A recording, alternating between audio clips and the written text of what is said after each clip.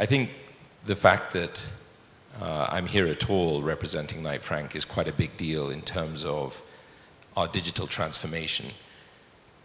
Knight Frank's 127 years old. We're 26 years old in Kenya. We're the largest privately owned real estate advisory firm on earth. And we are, by our very virtue, quite conservative. And certainly that's been the perception of us throughout the world, and certainly here in Kenya, East Africa, and Africa as a whole. So with a little bit of badgering from some of my people in my marketing team, one of whom is here today, I'm here representing Knight Frank, and this is part of the transformation of the culture that I'm trying to bring to the firm. We're a conservative industry. Real estate is everywhere. It's very serious. It's typically quite expensive, and it's something that people don't tend to joke much about. There's lots of case studies of how real estate has now started to move away from the traditional ways of marketing themselves. You know, in the old days it was newspapers and big billboards and things like that. Nowadays it's the internet, social media, and more digital than it ever has been.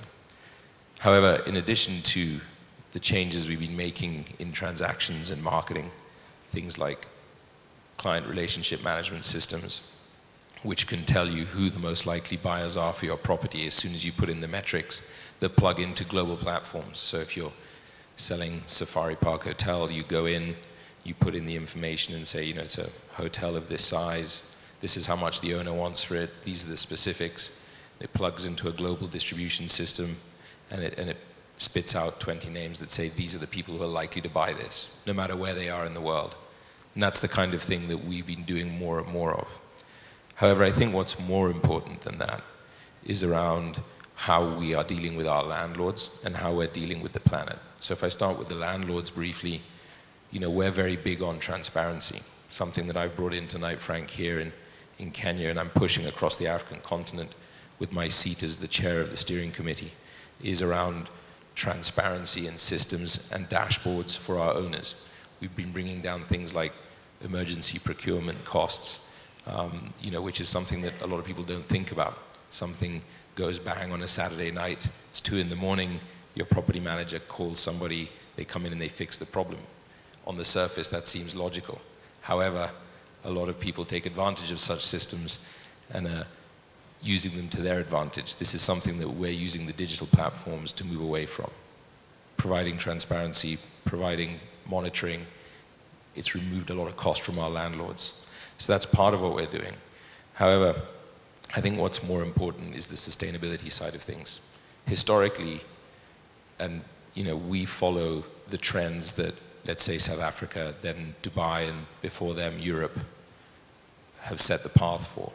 So most of these markets have made a lot of mistakes in the environmental space. We as Kenya have, in my opinion, the most diverse and beautiful country in the world.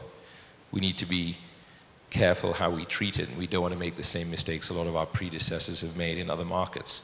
So we have an opportunity to learn from those other markets, and I think there's a responsibility for people like myself and companies like ours who have global exposure, global experience, to come back to Kenya and show us the way to leapfrog some of those mistakes around things like environmental efficiencies in buildings, whether it's utility usage, what you're doing with your wastewater, how you're using your power, how efficient the building is from a heat retention perspective, et cetera, et cetera.